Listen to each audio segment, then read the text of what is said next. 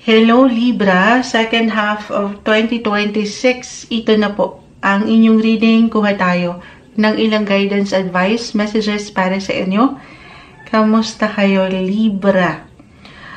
Ano nga asahan nyo? Anong parating sa inyo sa natitirang ilang buwan na ito ng taon from July to December 2026? Libra energy, any guidance po? Kuha na muna tayo guys ha, ng panimulang baraha. Gamit ang oracle cards, si Angel oracle cards. Anong kailangan yung marinig? Ano man po ang angat dito, i-clarify pa naman natin. Libra energy, any guidance, second half of 2026. Para sa mga taong maaaring makapakinig nito na Libra, anong parating sa kanila sa susunod na mga buwang ito ng taon 2026? Leadership, prioritize. Okay. Unahin natin yung salitang leadership. Sabi po dito ni Archangel Gabriel, it is time for you to assume your leadership power and position and lovingly guide others. So, yung inyong mga leadership role, Libra, ay maring higit daw na umangat ngayon or sa mga susunod na buwan. Prioritize. Sabi naman dito ni Archangel Metatron, focus on your highest priorities. I will help you get organized and motivated. You're all about balance, Libra. Maybe sa dami ng pwedeng i-priority or ngayon pa lang sa trabaho, sa negosyo, pamilya, relasyon. Eto, tutulungan ka na. Meron kang guidance ni Archangel Metatron and ni Archangel Gabriel. Clarify natin to Libra, bakit ito yung bumagsak para sa inyo? Any guidance po para sa mga taong ito? Message? Mensaheng gabay para sa mga Libra. Bakit ito po ang bumagsak? Anong parating sa kanila second half of 2026? Sa yung salitang leadership and prioritize. Kumpol na sila. At pa tayo. Regardless guys, kung bago lang kayo kay Moonshot, kung meron mang nakabaliktad ang baraha, hindi naman po agad-agad ay hindi na okay. Meron lamang po itong kalakip na mensahe. Any guidance, Libra? Okay. Three of Cups, the Emperor. Ito yun. Ay, may isa pa. Ito yung boss-like energy, leadership role nyo sa inyong buhay, career, especially. Okay, kaya itong higit na magiging, yung magbibigay ng disiplina para sa mga taong ito sa inyong paligid. Maring higit kayong hinga ng gabay. So, reversal yung energy natin every time, ha. Hindi pa man ito ma-realize ng ilan sa inyo or wala pa man tayo doon sa posisyon na gusto nyong ma-reach talaga. Pero sa mas practical, ito yung ngayon. Maaring nakikitaan na kayo nung pagiging entrepreneur. Boss like yung energy as I mentioned, the Emperor. Ang planet ruler nito ay si Mars, which is the planet of action, energy. Lalo kung alam nyo sa inyong mga sarili na patuloy nyo binibigay yung best nyo sa inyong mga buhay paggawa.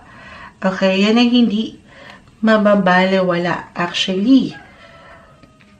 Sige, gusto ko pang mag-add ng isa. Two of Pentacles. Prioritize. Two of Pentacles. Kasi, ang dami nito. Ito, you're all about balance. Mababalansin nyo to, ha? Umangat ito to remind you lang to stay balanced. Hindi kasi tayo perfect. Wala namang perfect. Siyempre, minsan nagkakaroon tayo ng ilang imbalances, relapses, minsan nasasobrahan or nakukulangan. Si Two of Pentacles, multitasker kayo guys. Or ito yung kailangan yung marinig. Patuloy yung paangatin, yung pagiging, yung multitasking skills nyo. Kasi nagbabalanse po ito. Between your work, your money, your family, your relationship. Parang nagja-juggling kayo. Pero nag-upright naman siya, isang indikasyon na mapangahawakan. Prioritize. Focus lang po sa kung ano yung kailangan muna. Focus on your highest priorities, sabi ni Archangel Metatron. Hindi sa meron kayong babaliwalain na kagustuhan, yung mga personal yung kagustuhan especially. Pero kung kinakailangan in the next coming months ng taong ito, ipagsantabi muna. Okay? Kung baga unahin lang muna yung pakiramdam nyo, or sa mas practical, realistic tayo.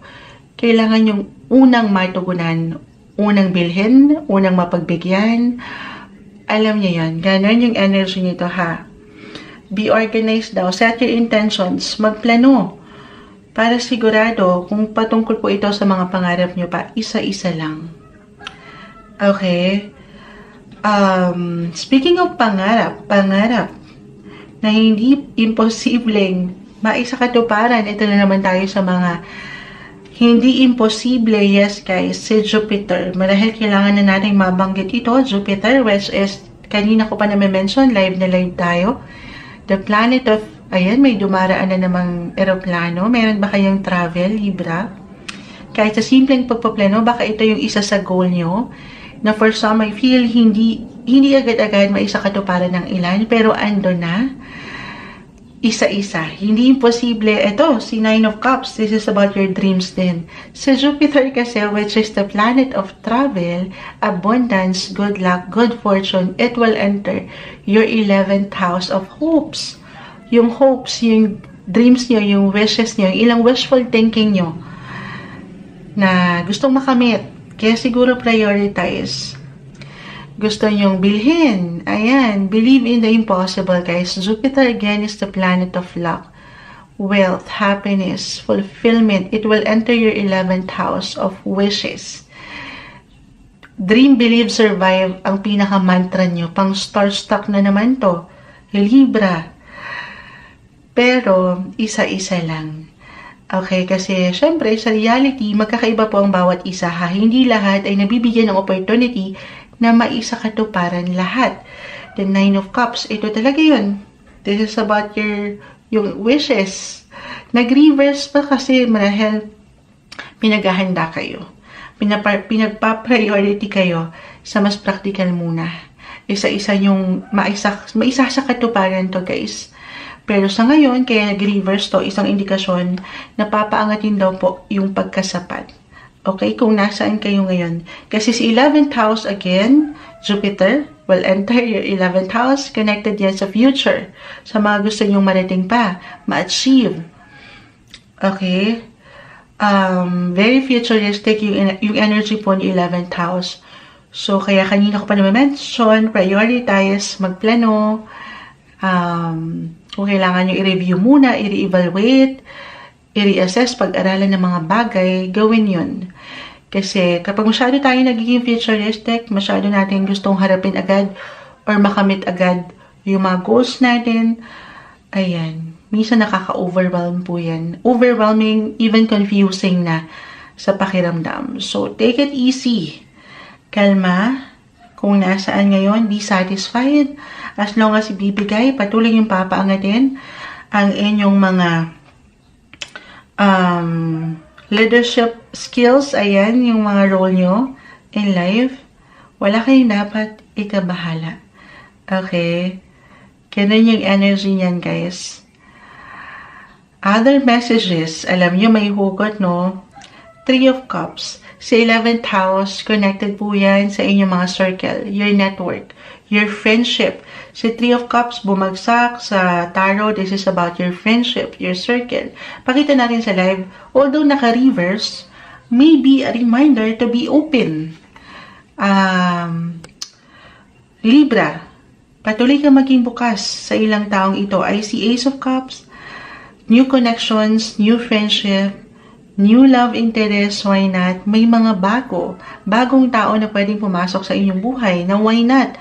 Maaring ang mga taong ito ay magbigay daan po. Kung pahihintulutan nyo lang, magbigay daan saan? Sa inyong mga pangarap. Para maisakatuparan yan. Kahit sa simpleng enerhiya sa 11th house, connected din po yan sa technology, the internet, social media, kahit over the net, maging bukas kayo dyan sa ilang tao na pwede nyo makakonect. Nang hindi kayo nagmamadali. Na-mention ko, very important na magpaplano. I-review ang mga bagay, ang mga sitwasyon ngayon ay pinag-aaralan na. Okay? Pero, I feel lalo kung meron kayong mga pinagdadaanan din talaga sa buhay in general, na in a way parang parang ang hirap bigyan ng priority, hindi yun nakikitaan ng energy. Libra, ang inyong circle network ay narito. Hindi kayo nag-iisa. Okay? Kung magiging bukas kayo dyan, hindi nyo pa man ito ma-realize. Hindi sa meron tayong hinihintay na something benefit sa mga taong ito. Pero kahit sa simpleng opinion, sabi ko nga, maaring at one point sa inyong buhay, sa mga susunod na buwan, magamit nyo yan. Out of the blue, ay teka, sinabi niya to, sinabi to ni ano, ay meron palang ganito, or meron palang pwedeng makatulong. Okay, maaring makatulong sa'yo para makapag-cope up ka, makayanan mo yung ilang medyo for some of you hindi nagiging magaan na pinagdadaanan or may ilang dalahin. Ayan. So, be open sa ilang connections, guys. Kasi maring ito pwedeng kusa nyo kasing maramdaman naman po. Reversal yung energy natin or kailangan yung marinig. Okay. So, 11th house, Ace of Cups. Prioritize, balance, guys. Hindi sa isang sektor lang umiikot ang buhay. Sabi ko nga, between your work, family, si 2 of Pentacles, money, relationship. Si 3 of Cups ay nag-reverse.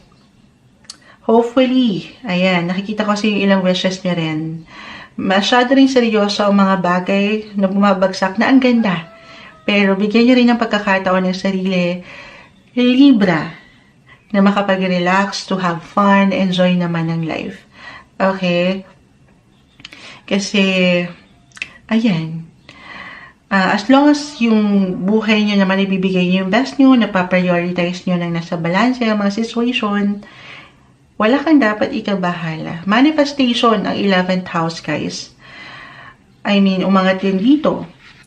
Yung mga gusto nyong bagong simula or pangarap nyo na ma-achieve pa, hindi imposible. Hindi maliligaw, malilito ang mga sitwasyon. Parating yan sa tamang pagkakataon. Okay, ganun yung energy na umaangat sa inyong baraha. I feel for some relationship-wise, mas magiging wiser kasi seryoso, mature, wiser, better, 2.0 na mga Libra ang aangat sa bawat action, decision. Single ka pa man ngayon in a relationship. Pagpaplanuhan na, i-review na ang mga sitwasyon. Ang taong ito, kung single, hindi na kayo magpapadala masyado sa emosyon. Or yun yung pinaka-advice. Get to know each other muna kung meron mang someone new kasi nakikita ko si Ace of Cups. Maring may ilang kaibigan na magbigay daan patungo kay the one kung magiging open kayo dyan. Pero, enjoy the moment, sabi ko nga. Okay? I mean, get to know each other pa rin, ha? Napakahalaga na prioritize yung maturity na maharap nyo itong sector na ito ng pag-ibig, if ever meron, na hindi kayo nagmamadali. Okay, kalma lang. Andito pa rin yung disiplina daw po dapat. Okay, or for some, na I feel sa barahan nyo, para bang magkakaroon kayo ng limitasyon na, or magsaset na ang ilan ng boundaries talaga. Lalo pa for some naman na may pinagdaanan na sa relasyon na hindi madali. I mean, sabi ko nga, mas wiser na kayo ngayon. Paano nyo panghahawakan ang mga bagay? Mas magkakaroon na kayo ng, or magkikreate na kayo ng safe space para sa inyong mga sarili. This time, parang bibigay nyo ng protection. Yung kayo naman, yung peace nyo, or yung peace of mind, yung overall well-being nyo, na alam nyo yung deserve nyo. Maybe yun yung kailangan marinig, ha? Kailangan dito tayo sa may pang long term. Okay? Na nagbabalanse ang mga bagay. Dapat merong give and take. So, true naman. I-encourage kayo. Baka ito yung pinaka-advice. I-encourage kayo ng baraha na this time, kailangan nagko-compromise. At hindi lang kayo yung higit na nagbibigay. Kahit sa simpleng enerhiya. Okay, so maturity yung umangat, relationship man, partnership sa buhay. Ito yung umaangat na guidance, alam ko may pagkaseryoso ata, malalim, pero mensaheng gabay lamang po, second half of 2026 para sa inyo, Libra.